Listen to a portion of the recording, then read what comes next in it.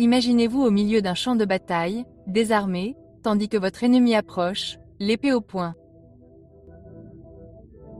C'est ainsi que vivent de nombreux chrétiens. Sans défense, inconscients du pouvoir que Dieu a placé entre leurs mains. Mais que diriez-vous si je vous disais que vous possédez une arme si puissante que les démons tremblent à son bruit? Une arme qui paralyse les forces des ténèbres et fait fuir le diable. Cette arme, c'est la parole de Dieu. Sa puissance est inégalée. Prononcée avec foi, elle démantèle les forteresses, brise les plans de l'ennemi et paralyse les forces démoniaques. La Bible n'est pas qu'un livre. C'est l'épée de l'esprit, une arme divine donnée aux croyants pour combattre le royaume des ténèbres. Dans un monde où le mal cherche à s'emparer des cœurs et des esprits, la parole de Dieu se dresse comme une forteresse inébranlable. C'est le souffle même de Dieu, imprégné d'une autorité divine. Depuis toujours, la parole de Dieu est porteuse d'une puissance créatrice et transformatrice. Dans la Genèse, il parla et l'univers fut formé. La lumière apparut sur son ordre. La vie elle-même naquit par la puissance de sa voix. Cette même parole, vivante et active, est accessible à chaque croyant aujourd'hui. La Bible ne se résume pas à des mots sur une page. C'est une force vive, plus tranchante qu'une épée à double tranchant, qui sépare la vérité de la tromperie, expose les mensonges de l'ennemi et détruit les forteresses des ténèbres. Satan ne craint pas la sagesse humaine. Il ne tremble pas devant les traditions religieuses. Il n'est pas ému par la fréquentation des églises, ni troublé par les bonnes intentions. Mais lorsque la parole de Dieu est prononcée avec foi, l'enfer lui-même est ébranlé. Les démons comprennent l'autorité des Écritures car ils ont été témoins de leur puissance. Ils ont vu la mer Rouge s'ouvrir sur l'ordre de Dieu. Ils ont entendu la voix de Jésus apaiser la tempête. Ils ont vu le Christ se tenir devant le tombeau de Lazare et déclarer « Lazare, sors », et la mort n'a eu d'autre choix que de se rendre. C'est pourquoi la plus grande stratégie du diable est de maintenir les croyants dans l'ignorance du pouvoir qu'ils détiennent. S'il peut vous empêcher de connaître la parole, il peut vous empêcher de marcher dans la victoire. Mais dès que vous vous emparez des Écritures, que vous les proclamez avec foi et que vous vous appuyez sur leur vérité, l'ennemi est impuissant. Les démons ne peuvent résister à la parole de Dieu. Ils ne peuvent contester la vérité divine. Lorsque Jésus fut tenté dans le désert, il ne contesta pas avec le diable. Il dit simplement, « Il est écrit ». Et cela suffisait à faire fuir Satan. Aujourd'hui, vous n'êtes pas sans défense. Vous avez reçu l'arme la plus puissante qui soit, la parole du Dieu vivant. Et lorsque vous la proclamez avec autorité, les forces de l'enfer n'ont d'autre choix que de s'incliner.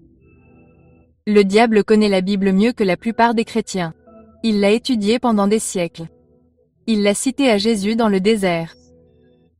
Mais il y a une chose que Satan ne supporte pas, il ne supporte pas un croyant qui non seulement connaît les Écritures, mais les proclame avec foi. Voyez-vous, il ne suffit pas de posséder une Bible, il ne suffit pas de la lire, il faut la croire. Il faut la proclamer avec conviction. L'ennemi n'a pas peur des paroles creuses, mais il tremble devant la parole de Dieu prononcée avec une foi inébranlable. Pensez à Jésus dans le désert. Après 40 jours de jeûne, il était physiquement faible, mais spirituellement invincible. Satan est venu le tenter, déformant les Écritures, essayant de manipuler la parole même de Dieu. Mais Jésus n'a pas débattu. Il n'a pas engagé la conversation. Il ne s'est pas expliqué.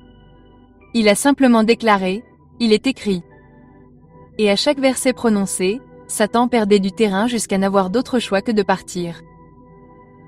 Le diable est un trompeur. Il agit par le mensonge, la peur et l'intimidation. Mais quand on prononce la parole de Dieu, on le prive de sa puissance. La parole est lumière, et les ténèbres ne peuvent résister à la lumière. Les démons ne réagissent pas aux émotions. Ils ne réagissent pas à la force humaine, mais ils doivent réagir à l'autorité de la parole de Dieu. Regardez l'Église primitive. Lorsque Pierre et Jean ont guéri le boiteux à la porte du temple, ils ne se sont pas appuyés sur leur propre force. Ils dirent, « Au nom de Jésus-Christ de Nazareth, lève-toi et marche. » Et aussitôt l'homme fut guéri. Les chefs religieux étaient furieux, mais ils ne pouvaient nier le miracle. Pourquoi? Parce qu'ils avaient prononcé la parole avec foi. La plus grande arme de Satan est la tromperie et sa plus grande crainte est la vérité. Quand vous dites la vérité de la parole de Dieu, les mensonges de l'ennemi sont dévoilés.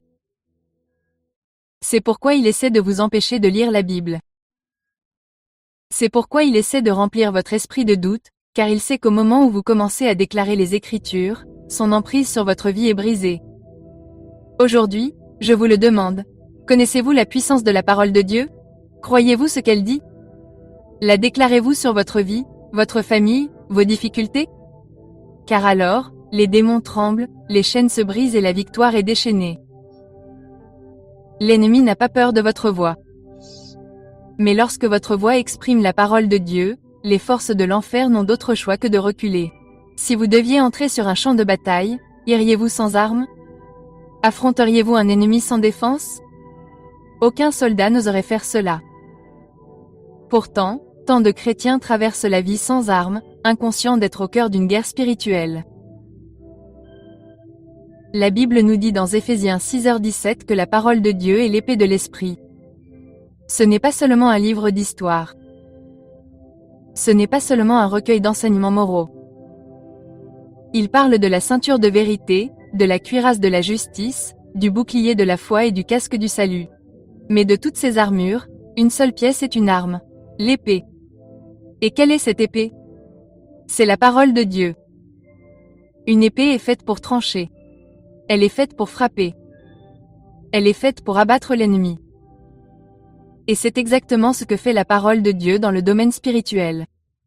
Hébreux 4h12 nous dit: « Car la parole de Dieu est vivante et efficace, plus tranchante qu'une épée quelconque à deux tranchants. Elle pénètre jusqu'à partager âme et esprit, jointure et moelle.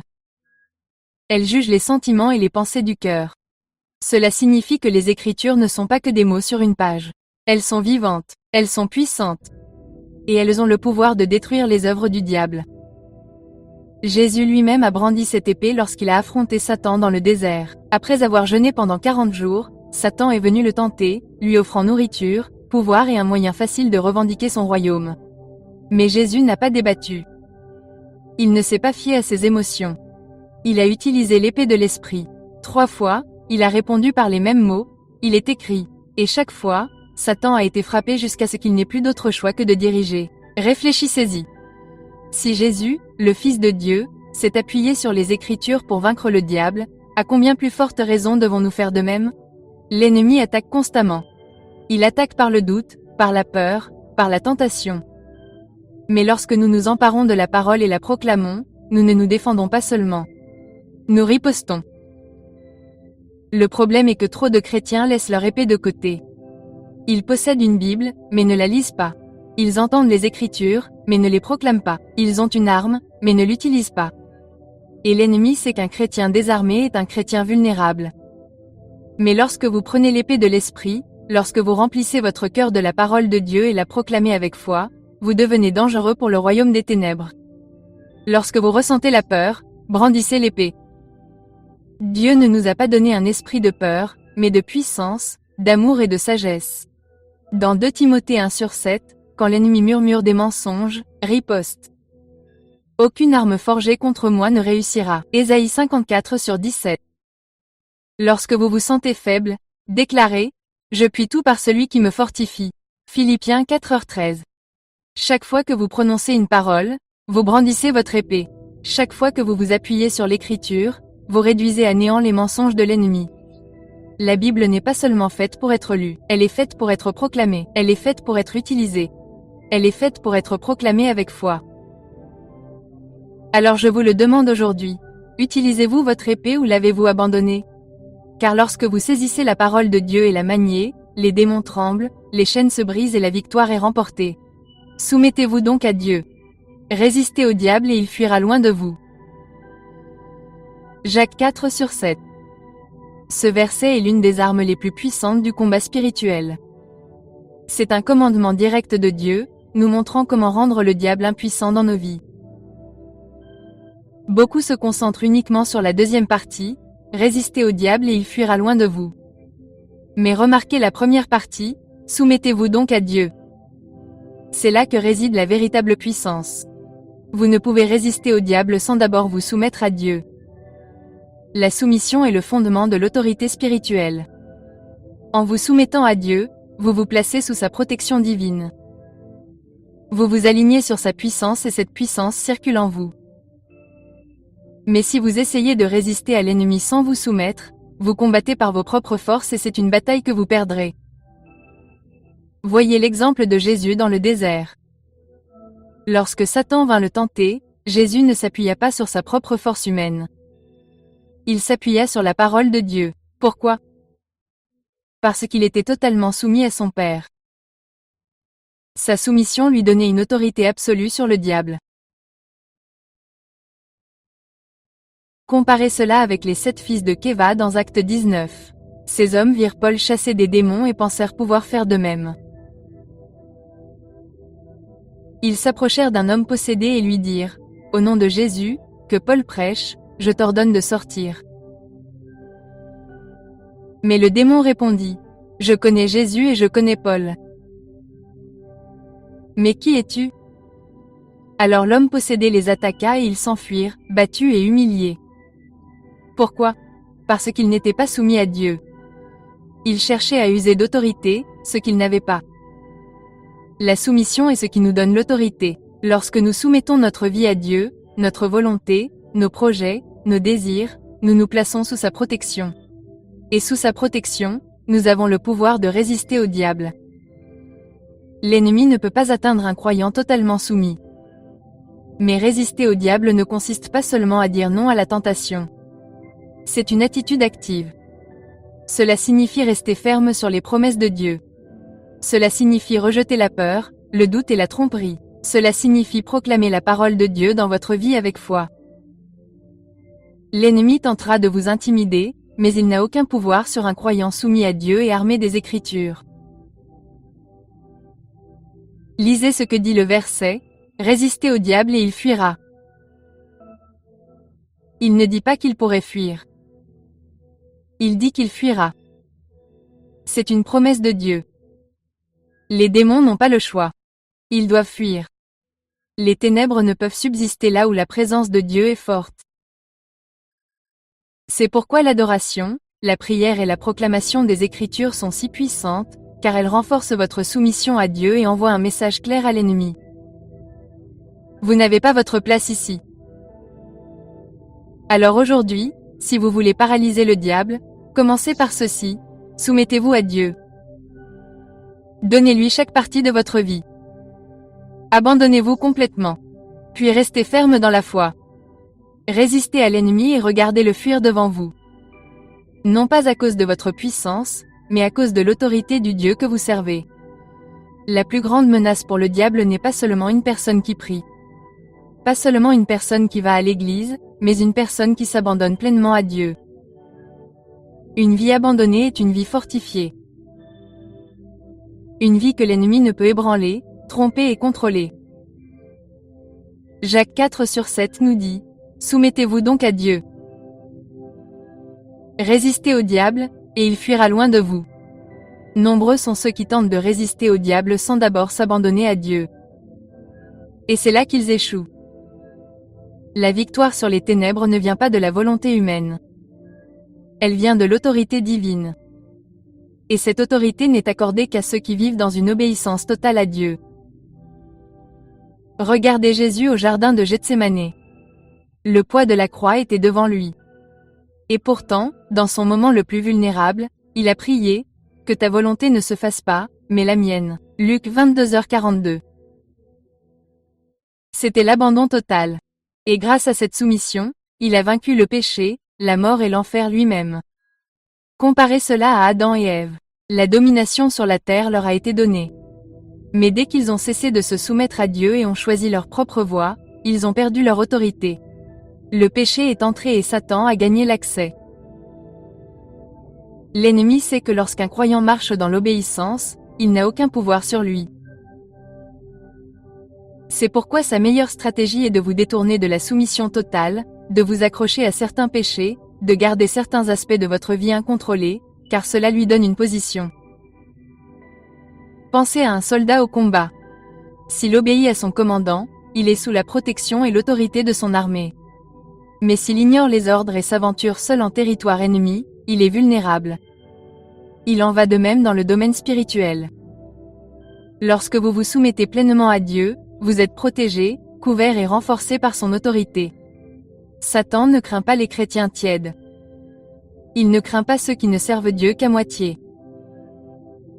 Mais lorsqu'une personne est entièrement dévouée à Jésus, lorsqu'elle a crucifié ses propres désirs et vit pleinement pour le Seigneur, le diable tremble, car un croyant totalement soumis est dangereux. Il marche avec puissance. Il marche avec audace. Il parle et les démons fuient. Voulez-vous paralyser le diable? Alors, abandonnez tout à Dieu. Pas seulement vos dimanches, pas seulement vos prières dans les moments difficiles, mais chaque aspect de votre vie, vos pensées, vos décisions, vos relations, vos projets. En agissant ainsi, vous êtes intouchable face à l'ennemi. Il peut tenter d'attaquer, mais il échouera, car la puissance de Dieu se manifeste par ceux qui lui appartiennent pleinement. Une vie soumise à Dieu est une vie que le diable ne peut vaincre. Le deuxième verset qui paralyse les démons est Luc 10h19. Voici, je vous ai donné le pouvoir de marcher sur les serpents et les scorpions, et sur toute la puissance de l'ennemi, et rien ne pourra vous nuire. Lorsque Jésus prononça ces paroles, il ne prodiguait pas de vain encouragement. Il faisait une déclaration de puissance. Il disait à ses disciples qu'ils avaient reçu l'autorité divine sur toutes les œuvres de l'ennemi. Pas seulement une partie de sa puissance, pas seulement certaines attaques, mais toute sa puissance. Et il ajoutait, « Rien ne vous fera de mal, c'est une promesse. » Le mot « autorité » dans ce verset est crucial. L'autorité est différente du pouvoir. Le diable a le pouvoir, mais les croyants en Christ ont l'autorité. Et l'autorité prime toujours sur le pouvoir.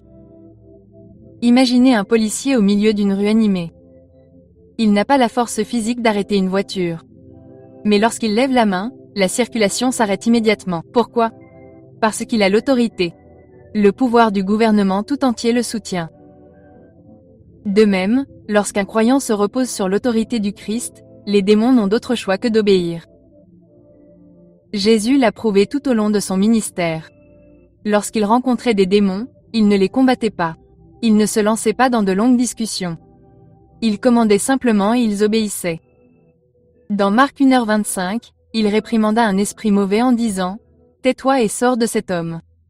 Et le démon s'en alla aussitôt. Il chassa les démons d'une seule parole. Matthieu 8h16. Pourquoi? Parce qu'il avait l'autorité divine.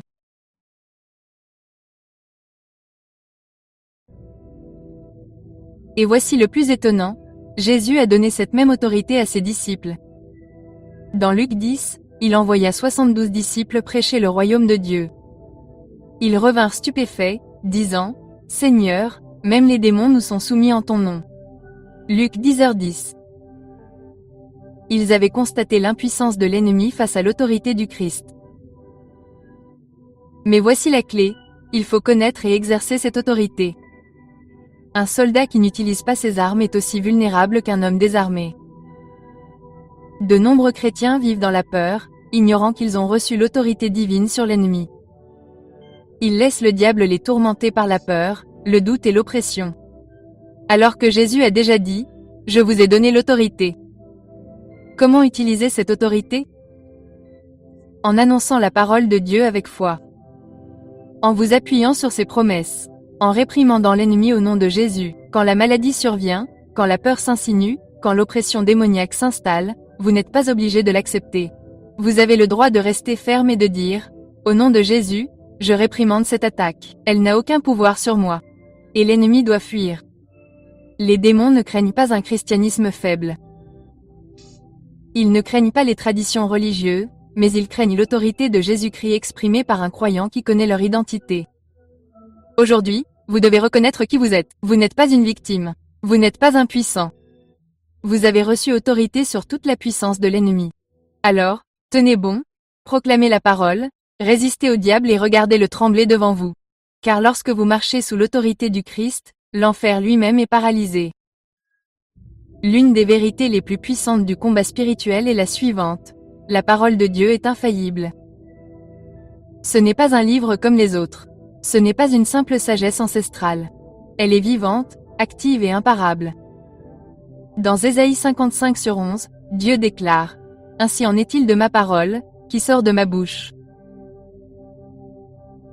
Elle ne retourne point à moi sans effet, sans avoir exécuté ma volonté et accompli mes desseins. » Quand Dieu parle, les choses arrivent. Lorsqu'il dit « Que la lumière soit », la lumière jaillit. Lorsque Jésus dit « Paix toujours », la tempête se calma aussitôt. Lorsqu'il appela Lazare du tombeau, la mort elle-même dut obéir. La parole de Dieu porte une autorité divine. Et cette même autorité se trouve dans la Bible que nous tenons aujourd'hui entre nos mains. L'ennemi le sait. C'est pourquoi sa plus grande attaque est de vous faire douter de la parole de Dieu.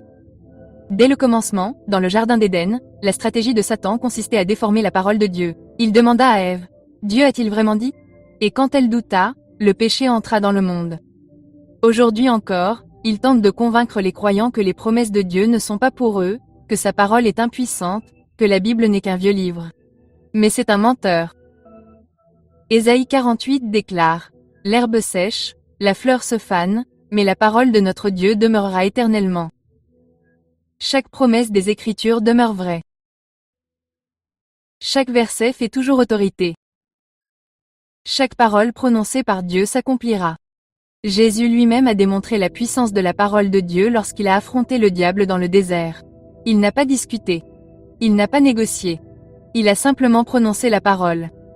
3 fois, Satan a tenté de le tenter. Et 3 fois, Jésus a répondu par la même phrase, « Il est écrit ». Et chaque fois, l'ennemi a été réduit au silence. C'est ainsi que nous menons nos combats spirituels. Non pas avec nos émotions, ni avec la sagesse humaine, mais avec la parole inébranlable et imparable de Dieu. Lorsque vous proclamez les Écritures, vous ne vous contentez pas de prononcer des mots, vous libérez la puissance divine. Lorsque vous avez peur, récitez le psaume 27, 01. L'Éternel est ma lumière et mon salut. De qui aurais-je peur, quand l'ennemi murmure des mensonges, proclamez Ésaïe 54/17. Aucune arme forgée contre moi ne réussira. Lorsque vous avez besoin de force, appuyez-vous sur Philippiens 4:13. Je peux tout par Christ qui me fortifie. Le diable ne peut résister à la parole de Dieu. Il n'a aucune défense contre elle. C'est pourquoi il fuit lorsqu'un croyant proclame les Écritures avec foi. Alors aujourd'hui, ne vous contentez pas de lire la Bible. Proclamez-la. Répétez-la dans votre vie, répétez-la dans votre famille, répétez-la dans vos combats. Car lorsque vous libérez la parole de Dieu, elle ne reviendra jamais vide. Il accomplira tout ce que Dieu avait prévu et les forces de l'enfer seront paralysées devant lui. Il y a une chose à laquelle Satan et ses démons ne peuvent résister, le sang de Jésus. C'est la force la plus puissante du monde spirituel, l'arme ultime contre les ténèbres. Dans Apocalypse 11, nous lisons « Ils l'ont vaincu à cause du sang de l'agneau et à cause de la parole de leur témoignage. Et ils n'ont pas aimé leur vie jusqu'à la mort. » Le sang de Jésus est celui qui a vaincu Satan à la croix. Il a brisé le pouvoir du péché, brisé l'emprise de la mort et dépouillé le diable de son autorité. Dès l'instant où Jésus s'est écrié « C'est fini », l'enfer a su qu'il avait perdu. Dans l'Ancien Testament, lorsque les Israélites étaient en Égypte, Dieu leur a ordonné de mettre le sang d'un agneau sur les montants de leurs portes. Lorsque l'ange de la mort traversait le pays, chaque maison recouverte de sang était protégée. La mort ne pouvait pas pénétrer là où le sang était appliqué. C'était une préfiguration de Jésus, l'agneau de Dieu, dont le sang nous protège de la destruction de l'ennemi. Mais c'est là que beaucoup de croyants passent à côté de cela. Le sang de Jésus n'est pas seulement une chose en laquelle il faut croire. C'est quelque chose à déclarer, à appliquer. Remarquez ce que dit Apocalypse 11, ils l'ont vaincu par le sang de l'agneau et la parole de leur témoignage. Il ne suffit pas de savoir que Jésus a versé son sang. Vous devez le dire, le proclamer, l'appliquer à votre vie. Lorsque l'ennemi attaque dans votre esprit, implorez le sang de Jésus sur vos pensées. Quand la peur vous saisit, déclarez « Je suis couvert par le sang de Jésus ». Quand l'oppression démoniaque survient, réprimandez-la par la puissance du sang. Les démons détestent le sang de Jésus parce qu'il est leur défaite. Il leur rappelle leur échec. Il leur rappelle qu'ils n'ont aucun droit sur un croyant racheté par son sang. Le sang de Jésus brise les malédictions. Le sang de Jésus guérit les maladies. Le sang de Jésus ferme les portes de l'enfer. Satan veut que vous gardiez le silence sur le sang, que vous oubliez sa puissance. Mais aujourd'hui, vous devez vous lever et déclarer « Je suis racheté par le sang de l'agneau. L'ennemi n'a aucun pouvoir sur moi. Ma famille est protégée par le sang de Jésus. » Car si vous le faites, les forces des ténèbres trembleront, les chaînes se briseront et les démons seront paralysés par la puissance du sang de Jésus-Christ. Le diable ne peut se tenir là où Dieu habite. Ténèbres et lumière ne peuvent coexister, tout comme une pièce baignée de lumière n'a pas d'obscurité. Une vie imprégnée de la présence de Dieu ne laisse aucune place à l'influence démoniaque. Lisez le psaume 97/5. Les montagnes fondent comme de la cire devant le Seigneur de toute la terre. Si les montagnes fondent en sa présence, que pensez-vous qu'il arrive aux démons? Ils fuient, ils n'ont pas le choix. Ils ne supportent pas d'être là où Dieu agit. Dans 2 Samuel 16h23, lorsqu'un esprit malin tourmentait le roi Saül, le jeune David jouait de la harpe et la présence de Dieu emplissait la pièce. Que s'est-il passé? L'esprit malin est parti. Il n'avait aucun pouvoir en présence du Seigneur. C'est pourquoi le premier objectif de Satan est de garder vous éloigné de la présence de Dieu. Il fera tout pour vous distraire de la prière, de l'adoration, du temps seul avec Dieu. Car il sait qu'au moment où vous entrez en la présence du Tout-Puissant, son emprise est brisée. Alors, comment faire entrer la présence de Dieu dans votre vie? Par l'adoration. Lorsque vous invoquez le nom de Jésus, le ciel envahit votre situation. Le psaume 22/3 dit « Dieu habite les louanges de son peuple ». Là où Dieu trône, les démons doivent diriger par la prière. Une vie sans prière est une vie sans puissance. Mais lorsque vous priez, vous invitez l'autorité de Dieu dans vos combats. Jacques 5h16 déclare « La prière d'une personne juste a une grande puissance par la sainteté ». La présence de Dieu remplit la vie qui lui est soumise. 2 Corinthiens 6h16 dit « Nous sommes le temple du Dieu vivant ». Si nous sommes son temple, alors nos vies devraient être remplies de son esprit. L'ennemi veut vous faire croire qu'il est fort, qu'il a pouvoir sur vous. Mais dès que vous entrerez en présence de Dieu, vous verrez la vérité. Satan n'est pas fort.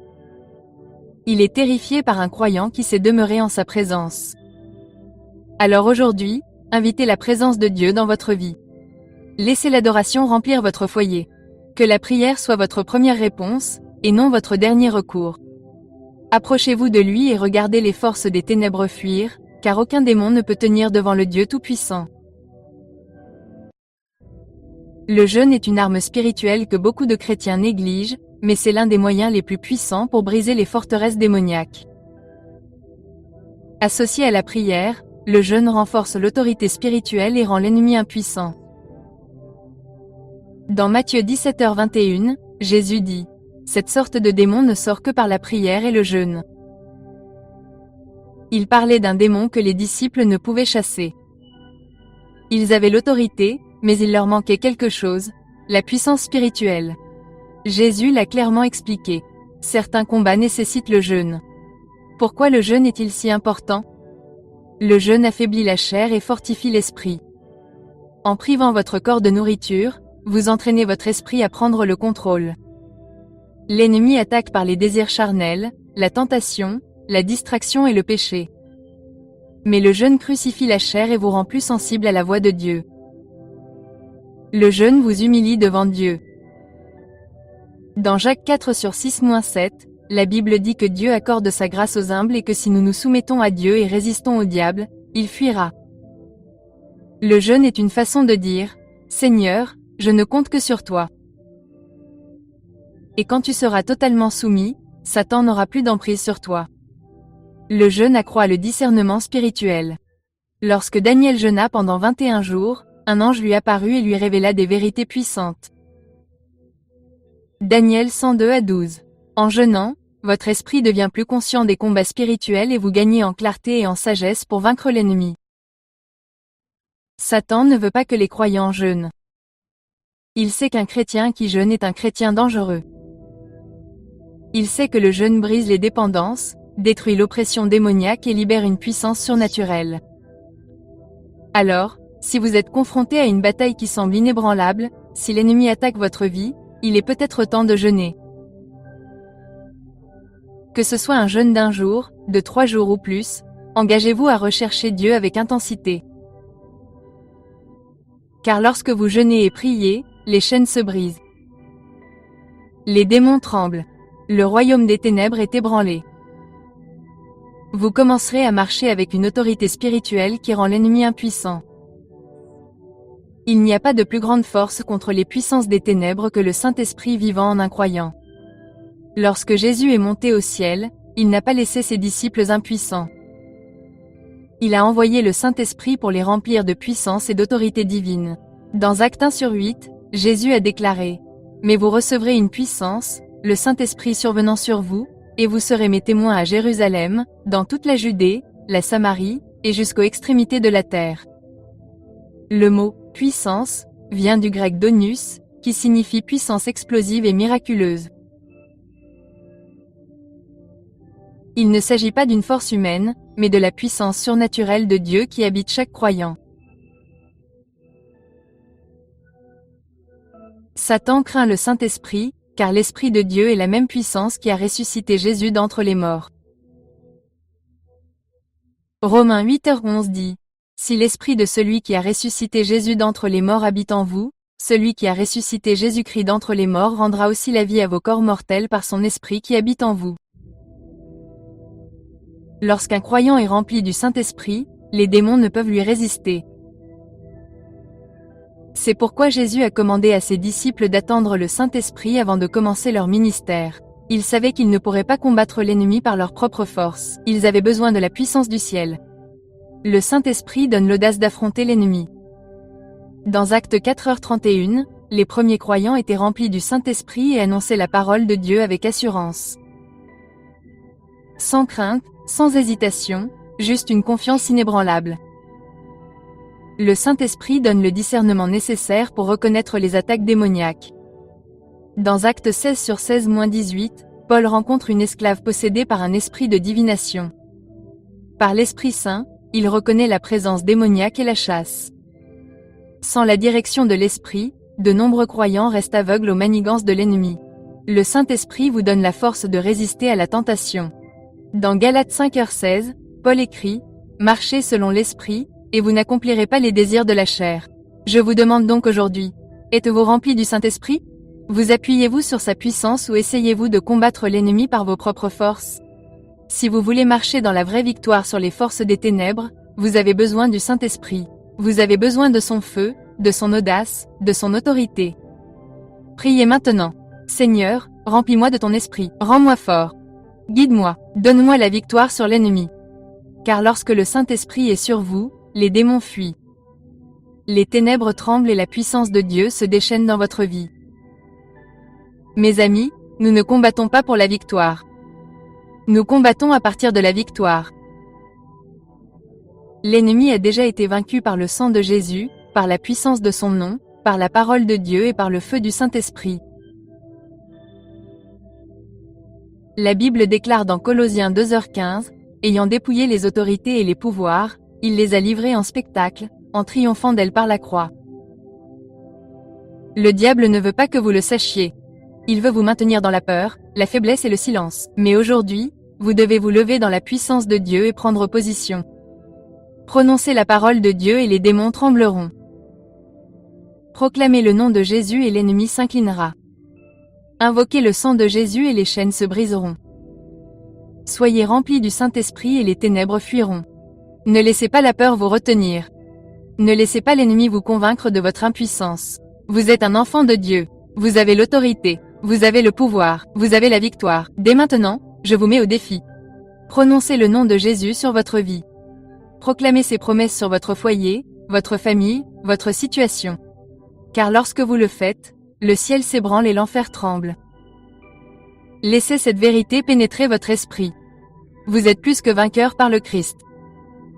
Alors marchez dans la foi, tenez-vous debout avec autorité et n'oubliez jamais que le diable est déjà vaincu.